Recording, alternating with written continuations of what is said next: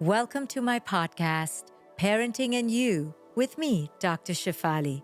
In this episode, we are going to be talking about perfectionism, about that inner critic. I cannot tell you how many times in my own motherhood I felt as if I was getting an F grade.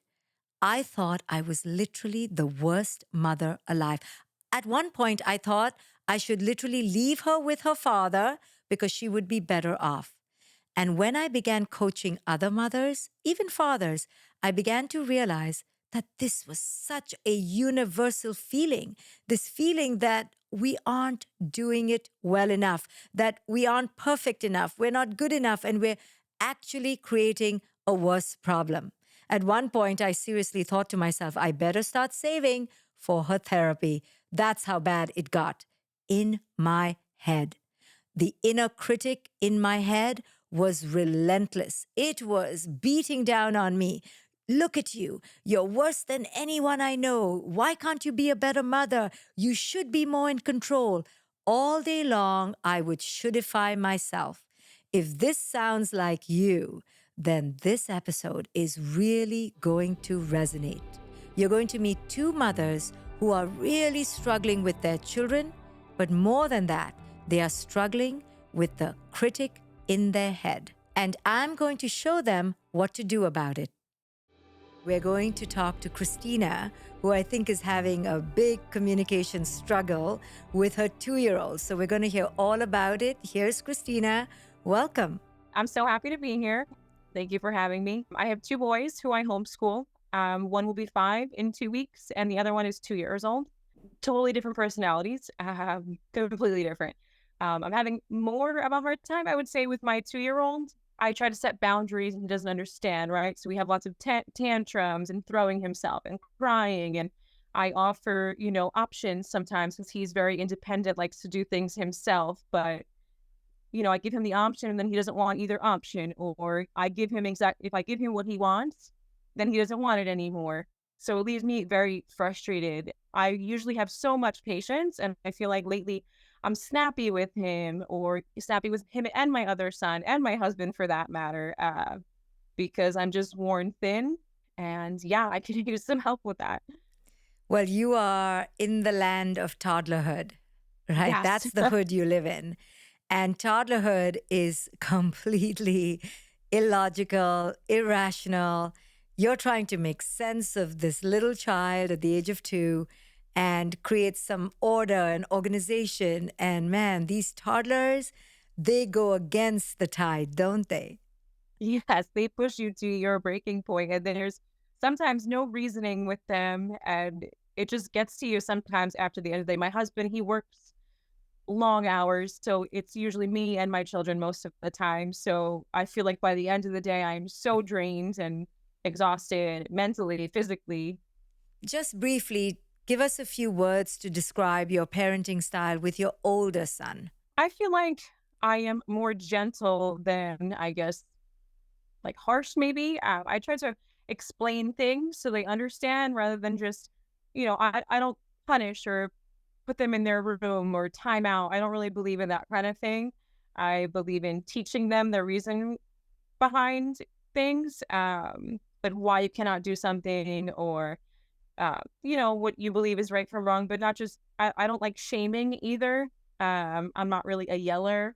That's really amazing. So you're trying to practice more conscious parenting, and it sounds like your alignment with that message is so on point. Amazing. So let's come back to the tantrum of the 2-year-old. It seems to me that you're exhausted, you're wearing thin, you're at your edge because you're homeschooling, and now these tantrums by your 2-year-old feel too over the top for you. So let's come back to that moment. In the moment when your kid is on the floor, so let's just imagine, and trust me, every parent has been there, done that. Your child is out of control. You are watching them completely lose all semblance of sanity. What is going on inside you? That's the first question. And number 2, then what do you do? How do you react? So I would say what's going on for me is, I feel frustrated. I feel sad, I feel guilty. Like somehow this is my fault that he's behaving this way or that he's feeling this way to behave this way. Sometimes I feel like I don't know what to do. Sometimes I'm very reactive and I snap back or I yell. Other times I have a little more patience depending on the day, depending on, how I slept, my mood, both my kids, I feel like they all play a role together. But I'll give you an example. Like, he likes to climb into the car and get into his car seat, and then I'll buckle him, right? So sometimes it takes him a very long time to get into the car because he's looking at a tree or looking at this. And then I'll tell him, okay, you get in the car seat or I'm going to put you in. And then he says, okay. And then he'll, get in the car and then climb over to the seat, or he's looking in my trunk. And then I get very frustrated and I'm like, okay, I'm going to put you in the seat now. And then I put him in and he's throwing this big tantrum and screaming. And I have to hold him down to put him in. And then I'm mad. That makes so much sense because it's just every moment you have this child who's just out of your control. And that makes it very hard for you as an adult to do things. So I completely understand. I'm going to take a little detour and ask you, how were you raised? Were you raised with a parent like you, or were you raised with a more controlling parent? I don't think I was raised by a conscious parent whatsoever. I don't think my parents really knew much about that back then. I don't think they still do. But I feel like I got yelled at a lot. Um, Yes. so I feel like I don't like to be yelled at, and I don't like the feelings that come with that. And I don't want my children to feel that way because I feel like because that I was yelled at so often, I tend to break down when people raise their voice or Mm-hmm. when I feel I'm getting in trouble. Mm-hmm. I break down, I get quiet, and I don't want that for them. So I try so hard not to yell. I hear you. I hear you. So when you were a child, do you remember trying to be a really good child? Yes. Yes. And you were so afraid that if you were not a good child, you would face a retribution, a punishment, a consequence. Yes, or almost feel like shamed. I feel like I was trying to be a perfectionist at all times because of this. I still struggle with that. Uh, and I do not want that for my children. Yes. So here's the thing, Christina. I think here's where you're going to be able to see a bridge between your past and your present that you may not have seen before. So are you ready? Yeah, I'm ready. Okay. So this happens with many, many quote unquote good children. Because you were raised with so much control, because you were raised with so much suppression of your authentic voice, you learned very early, like we all do when we're conditioned around control, to become very obedient, very good, almost do things perfectly. So here you are now as an adult, and you are trying to do things perfectly. You're reading all the books, you're even homeschooling your children. Yeah. Why are you doing that? Because you want to give them an environment, a childhood that you never had. So now, here's where the rubber meets the road. When things don't go beautifully, when you're not on time, when the children are not happy and content, when they are falling apart and they're train wrecks, you begin to panic and you want to fix it. You feel inside you that you're not being a good mother, that you're failing, that you're not being perfect. And then, if you even slightly raise your voice or you slightly get frustrated, that makes you even angrier because you're like, I'm trying so hard. I'm trying so hard. And you're not letting me be the perfect mother that I know I can be, right? You are ready to be the perfect mother. But you know what? These children, they don't cooperate. And that turns you into this crazy person, and then the spiral starts. Does that Yeah, sound familiar? absolutely. I think it really resonates with me. And I think I do put a lot of guilt on myself even though I know sometimes it's not my fault, I don't know how to shake that sometimes. I feel horrible. Yes. Where else in your life have you seen this perfectionism guilt play out? I have a very hard time with boundaries. So I've become better with setting them. But when I set a boundary, I feel guilty about it. Yes. Almost like every time if I have to let someone down or say no, that gets me. Yes. Yes. I'm still learning very much with that. Yes. You really do try to be a good girl, quote Yeah. unquote, everywhere you go. It's almost like Christina thinks that it's her job to make everybody happy Yes. with her and with her parenting. Do you find that this good girl syndrome is showing up everywhere? Absolutely. You know, obviously, it's impossible to get everything done in a day, right? So if you're taking the kids out on an adventure and then you come home and you have to cook and you clean, it's just no way to get it all done. But sometimes I feel like there's something wrong with me that I can't get it all done. But I know that's so ridiculous. But it's very hard to break that cycle, that feeling.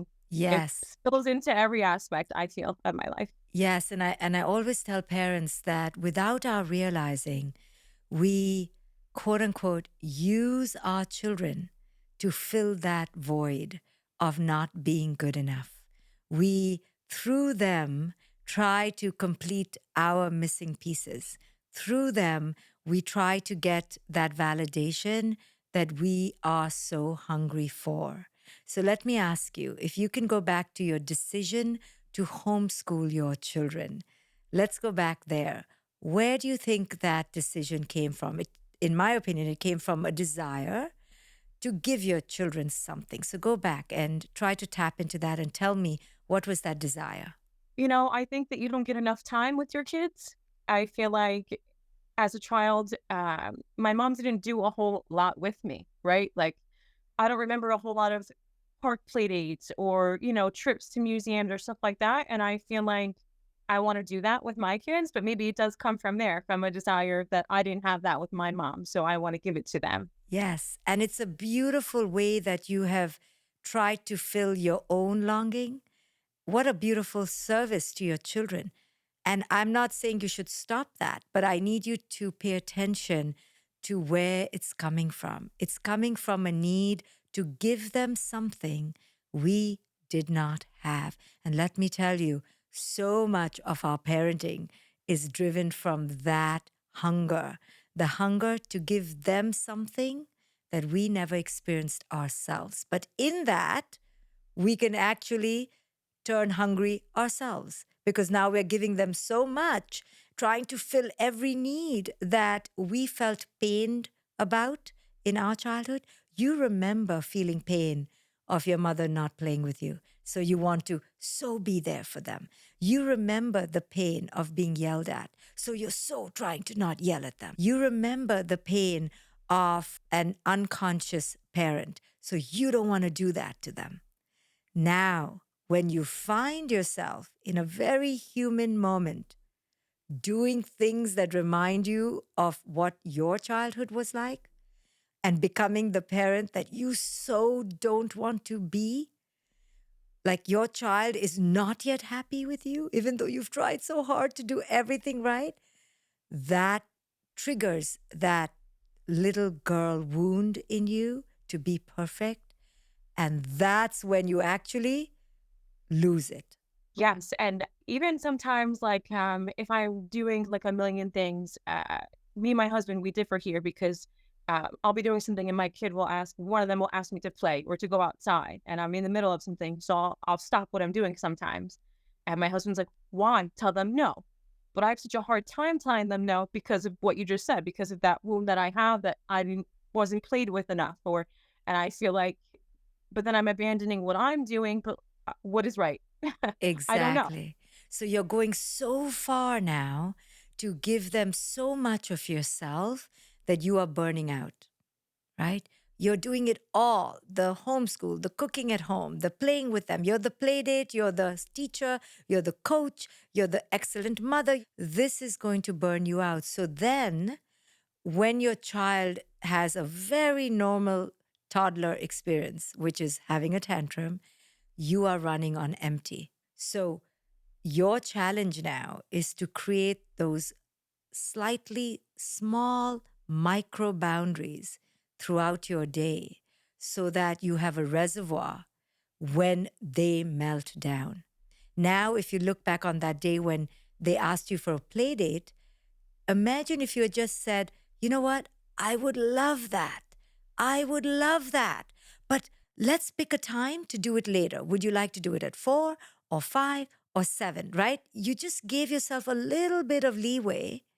Then, if there was any mishap, like a tantrum or a child being cranky or they got hurt, you would have that reservoir within you to show up. So it's better to have a micro boundary rather than an all out yelling match. You're so afraid of the slight micro boundary that you're giving up your authentic needs in the moment. You're not taking care of Christina in the moment. And then when it's time to really show up for your children, when they really need you, when they're having a tantrum, you're not able to show up for them. Yeah, that's 100% accurate. I mean, I feel like the guilt is what gets me, right? Like I just feel such guilt. How do I not feel so guilty? Is it just repeating the boundaries over and over and I lose that with time? Is it, journal work or is it Yeah, that's a great question. So here's the thing, guilt doesn't stand alone. Guilt comes from something else. And in your case, it's coming from feeling like you're letting people down. And that feeling comes from always being the good girl. Your trauma reaction to your childhood was to create the disguise, the mask of the good girl. yeah. I see you're tearing up a little bit. Yeah. So, what's happening with you right now? I just feel like everything you're saying is so spot on. Like that's exactly how I feel. Like I have to do it for everybody. Otherwise, maybe I'm not worthy or yeah, that's really how I feel. Like I have to give everything to everyone all the time. Yes, yes. So you're not taking care of yourself in so many moments. So then, when you really need to be present with your children, of course, you're burning out. So the Yeah. root of your pain with your child has very little to do with your child. I think you're an amazing mother. You already know how to communicate with your children. But what's happening in the moment of the tantrum is that you go into a panic mode trying to fix it, right? Yeah. You're like you're trying to logic with him, you're trying to reason with him, you're trying Yeah. to give choices, you're doing all the right things, but you're communicating in a wrong language because you're operating out of panic. Beneath your words is a little girl who's so afraid to mess it up, who's so upset that her child is upset. She thinks she's failing. So, whenever you think you're calmly talking to him, you're actually in a panic mode. Yeah. And that's why he doesn't calm down because he's picking up that there's a miscommunication here. There's something glitchy here. She's talking calmly, but I'm sensing she's very stressed. Yeah. I think that's definitely accurate. And I feel like also my 5-year-old, will soon to be 5-year-old, he's very like intuitive, very feels energy because even if I raise my voice in the slightest or I sound a little bit aggravated, his response is always, Mom, I love you. Or I just want you to smile. Yes, yes, So when he does that, I'm like, okay, like, obviously he feels it that I'm not calm, like you said. right. Because you are being driven by this need for affirmation. You are doing things during your day disconnected from your little girl who needs affirmation. The little girl is in the driver's seat, and your little girl is like, do you see me? I'm doing everything perfect. I'm so good. I'm so amazing. And you're actually passing that on to your older kid because now your kid is so scared of you being upset that your Yeah. kid is like, I love you. I love you. I see you. I see you, mommy. You see, because your underlying agenda is that little girl needing validation. You're disconnected from that, so you don't realize you're doing that. And then when it gets too much and your little girl is being tested too much, that's it. She has a temper tantrum. Yes.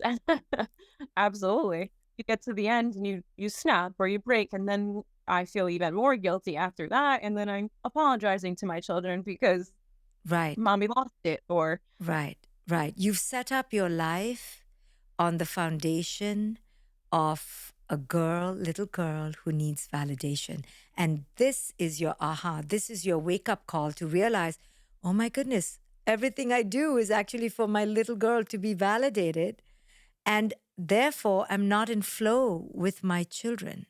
See, if you were in flow with your children, sometimes you'll say, hey, I can come and play. Sometimes you'll say, oh, I can't because mommy's busy, but I'll come later. Or if your child is having a tantrum, sometimes you could just step over him and keep doing what you need to do. Or sometimes you can deeply connect. What I'm Right. saying is, you'll have a plethora of choices because you'll be in flow and creativity. But when we are so panicky and anxious inside to get it all right, to fix it, to fix it, to fix it, then when our children don't cooperate or don't follow the fixing, we lose it. Yeah. So that's why your children are not getting what you need, even though you're saying the right words, because what the real communication is underneath your words is do as I say, otherwise, I'm not going to feel good enough and I'm not going to be happy, right? So you're still just reacting to your own little girl's thirst. You're not dealing with the kid in front of you. Every parent, until they become aware, operates out of their own brokenness. We create in our children's lives the childhood that we thought we wanted, but we're operating out of our pain, our needs, and then we fail to attune to our children. So your children need you to be human, be authentic, and come from a place of wholeness rather than your brokenness. So now you can begin to become aware as you move forward. Wait a second. Am I doing this out of my hunger to be validated? Am I doing this for me? Am I doing this from a place of brokenness? Or am I doing this because it's really what's important and necessary in the present moment? Yeah, absolutely. And it all starts with your relationship with your inner self, with your little girl. Yes, I'm definitely going to work on that and be more aware of it. Amazing. Thank you so much for sharing, Christina. I know we went a little deep, but thank you so much. Thank you for having me. This has been really wonderful and very eye-opening for me. As I was listening to Christina's story, I was reminded so much of my own. And I think many women out there, women especially, will relate to her story. Because you see, we women as little girls were conditioned early on to develop a sense of identity based on the validation we received from others. And in order to get that validation, often crumbs, we would do anything, somersault backwards, endeavor endlessly, curate ourselves into whoever the other wanted us to be, all in the quest for receiving that validation, that approval, that praise, that unconditional acceptance. In my book, A Radical Awakening, I speak to this need of us little girls that we carry well into adulthood to be perfect, to be seen as good, to be approved of, and to be seen as worthy. I say that we all grow up with an idea of that woman. And who is that woman? The woman who cannot just be good, she must be great. A woman who cannot just be great, she must be greater. Not just greater, excellent. Not just excellent, but perfect. Not just perfect, but she executes a war against her authentic self. Many of us women drive ourselves to the edge of perfection at the cost of who we are authentically.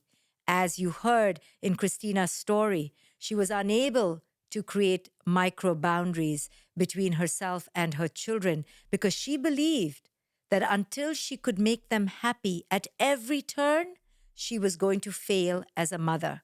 These are the pressures we perfect girls put on ourselves. And until we heal that basic wound within ourselves to be perfect, unless we accept ourselves for our limitations, we will keep, quote unquote, using our children to fill that need to be good enough. Coming up next is another mother who feels so overwhelmed in her motherhood that she says that she wants to run away and hide from her kids. Here's a mother. Her name is Manal. Manal also feels like she's failing at this job called parenthood. She has 3-year-old twins who she's struggling with, so much so that sometimes she's looking for places to run away and hide. Here you are, Manal. Welcome. Take a deep breath and tell us how you feel this parenting is going for you. Most days lately, it's been going hectic, crazy, stressful, lots of praying and lots of crying and lots of hiding. When you have to grade yourself, you often give yourself like a C minus. Is that true? True. On a good day, some days it's an F minus. Oh, I hear you. I know. I've had days like that. So it sounds like a really stressful situation. You have twins and you are in a relationship? Correct. Okay, so describe to me a moment of great stress and anxiety. Tell me what happens between you and your twins. Just give me an example. This morning, my son gets up first before my daughter, and he comes to the kitchen, climbs on the cabinets. I'm still asleep. Grabs some water, spills it on the carpet. I come out. I said, What are you doing? He said, Oh, I'm mad at you. I said, Okay, we just got up and you're mad at me. And then he grabs my phone or whatever he sees that he can't have, and runs and hides and looks it over, and then like he wants me to get upset. Then my daughter comes out most of the time, even this morning. She has she packs like all her stuff, 2, 3 purses. They're going to daycare today. So she wanted to take her backpack and stuff it with stuff. And I give up on telling her, no, you need to leave it here. It's going to get lost. And then eating. Maverick, my son, hasn't been wanting to eat or anything very much lately. Last couple of weeks, he's had that issue. But then he takes one of her toys, and then she starts crying, and then they start Right. beating up on each other. Right. Okay. So it's chaos, basically. And how does Manal feel in chaotic situations? I've never swore more in my life in the last 6 months. You're really stressed. Yes. Really, really stressed. I get anxiety. I'm not sure what the right process is. Yep. I feel like that's why I reached out to you, is how do I handle the tantrums? How do I Yes. separate them from fighting? I And so I understand. feel anxious all the time. Beautiful. So I'm going to give you some real concrete strategies to help you.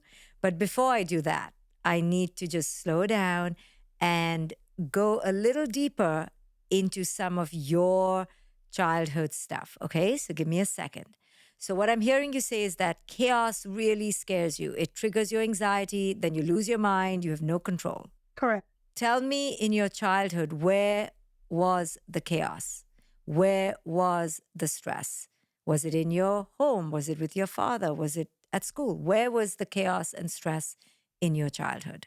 What comes to mind, I wasn't born in the States. I was born in a different country. I moved here when I was 9 years old. And I want to say that was one of the hardest things I've ever done, was moving from one fish pond to another.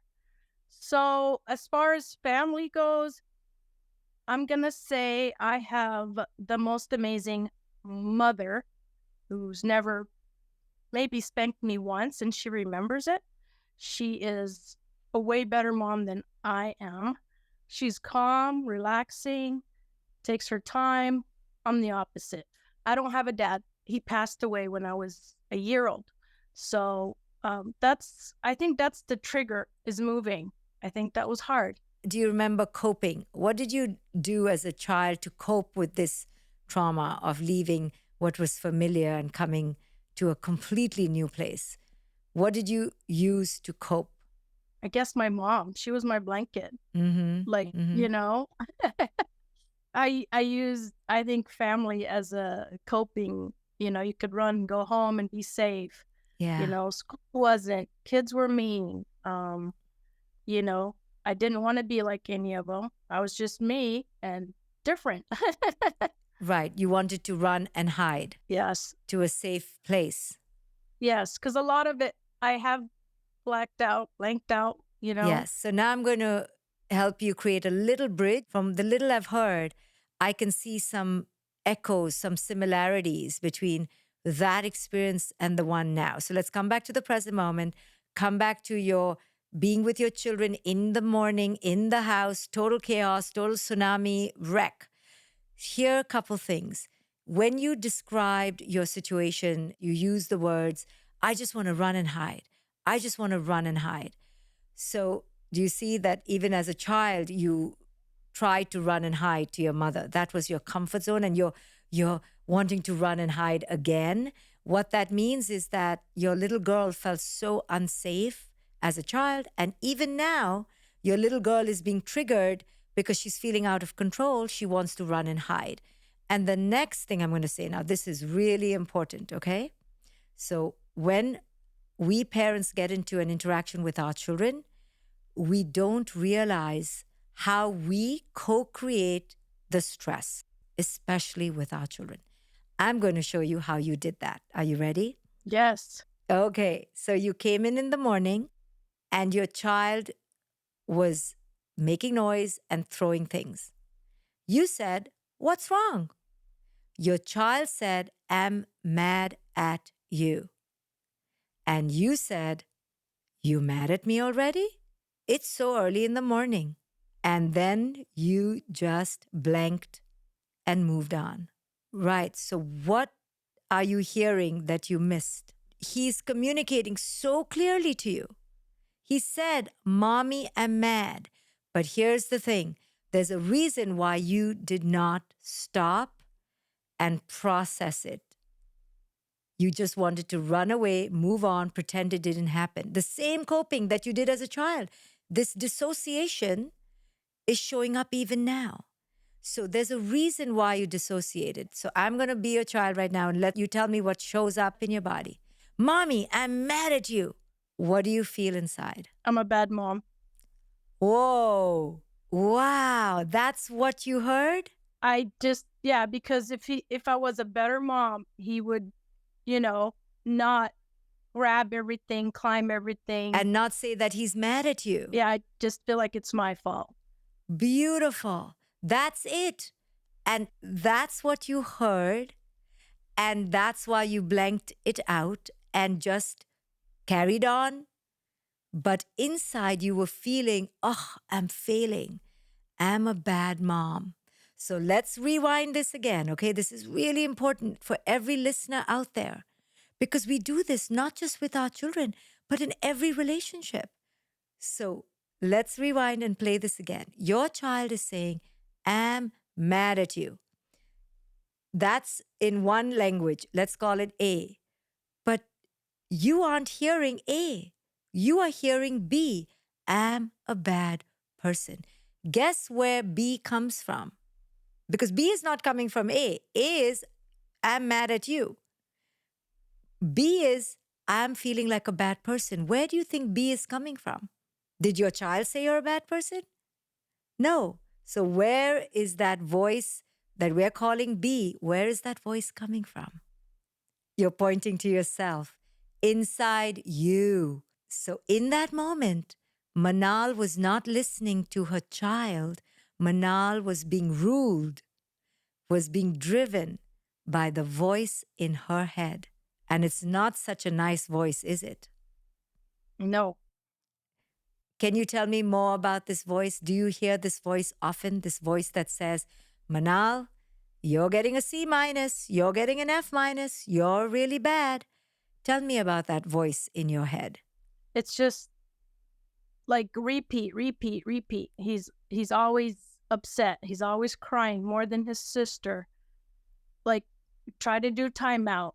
Doesn't work. Try to do this. So I've tried all the ABCs that I know of. Yes.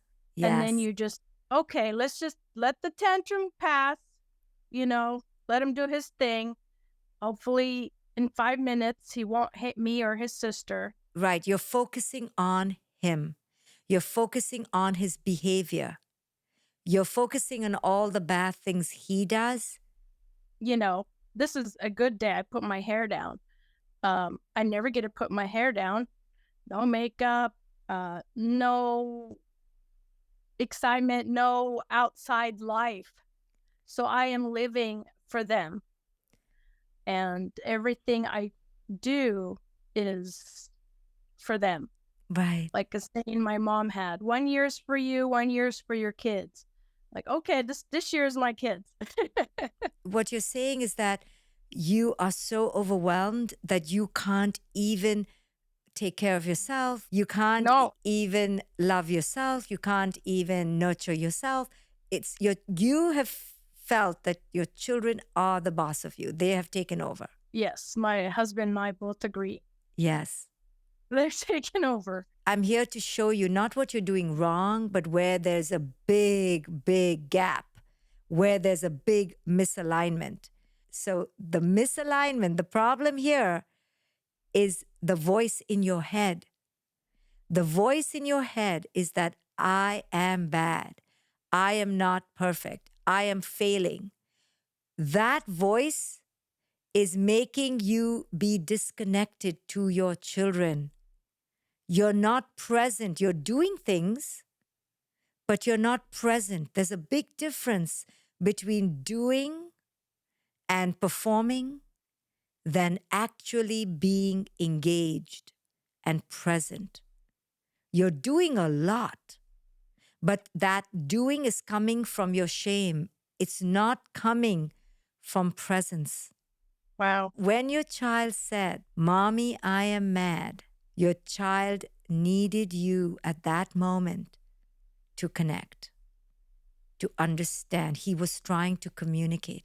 And you glossed over it because you heard, Mommy is a bad mommy. Manal is a bad person. It's overwhelming. Yes. When we're overwhelmed as parents, we keep creating this endless hamster wheel that we don't know how to get off. You even said your husband and you are wondering, when will this be over? When will this be fixed? Well, the first step is for you to quieten down inside you. You're not coming from a place of peace or wholeness. You are chaotic inside. You are dissociated. You're not present. Your children scare you. I think that's partly true. Yeah. When you see them, what are you seeing in your own mind? Are you seeing two children who are looking for mommy to connect, or you're seeing something else? Tell me, what are you seeing? I see two beautiful kids, so amazing, and you just adore them. But then 80% of the time, I see outrage and chaos and fighting and tantrums. What happens is you see beautiful children a lot, but I'm talking about in the moments of stress, all you see is your failure. Yeah. It's got to be me. I'm not holding him right. I'm not kissing him right. I'm not playing enough right. Exactly. So, in the moment with your children, when they're not acting perfect, you're not seeing children in need. You are seeing Manal is failing. It's something I'm doing wrong. It's because of me. And because you blame yourself, you dissociate from them and you keep doing other things. So you're like, oh, maybe if I give them pancakes. Oh, maybe if I just give in to them and give them candy. Or maybe if I take them to the park. So you enter the doing because you think it's you who's failing. Instead, and here is the big paradigm shift for most parents, instead of the doing, which really is only taking care of you, you have to enter a different state, a state of connection to them. This has nothing to do with you, Manal. But we parents, I did this too. We make it all about us. Am I doing well? Will I get an A grade? Oh, I'm getting an F grade. Oh, I'm getting a C grade. Oh, I'm a failure. Oh, I'm amazing. You're making every behavior that they are doing about you. But then you don't connect to them. I run away further. Exactly. Of course, because you're thinking every time a child has a normal temper tantrum or a normal feeling, you're thinking you're so bad that you try to run away from the failure. You try to run away from the rejection. But then, guess how they feel? How do you think they feel, Mana? That I'm disconnecting from them. Yes, yes. They see it as you're rejecting them. Imagine your best friend calls you and says, Mana, I'm really mad at you. And you say to your best friend, Really? It's only 6 o'clock in the evening. And then you move on to another topic of conversation. Do you see how dissociated that is? And that's because you got so scared. You got so afraid of the rejection. You thought, oh my goodness, I'm failing.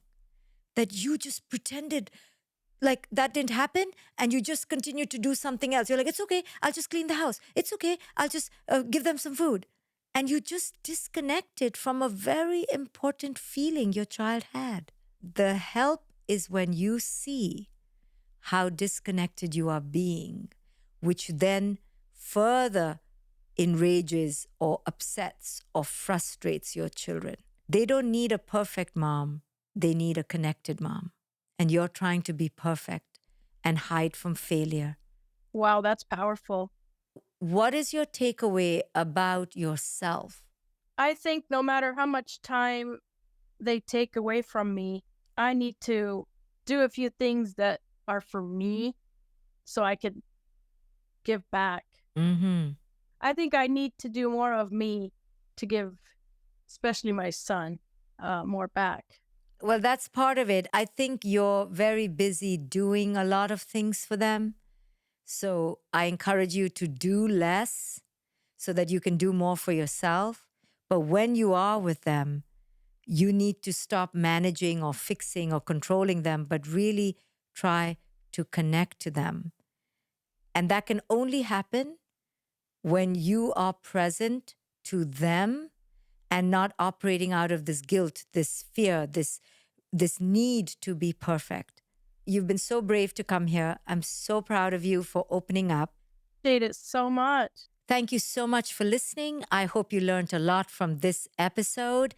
Don't forget to subscribe and to share it with those you love. Also, if you're someone listening who would love to be on this podcast and get my help in your relationships, especially your parenting, go to my website, drshefali.com, and click on the button podcast. And I will see you next time on Parenting and You with me, Dr. Shefali.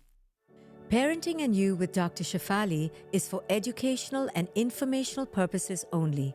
It is not intended as a substitute for professional medical, psychological, psychotherapeutic, coaching, healthcare, or other qualified professional advice, diagnosis, or treatment.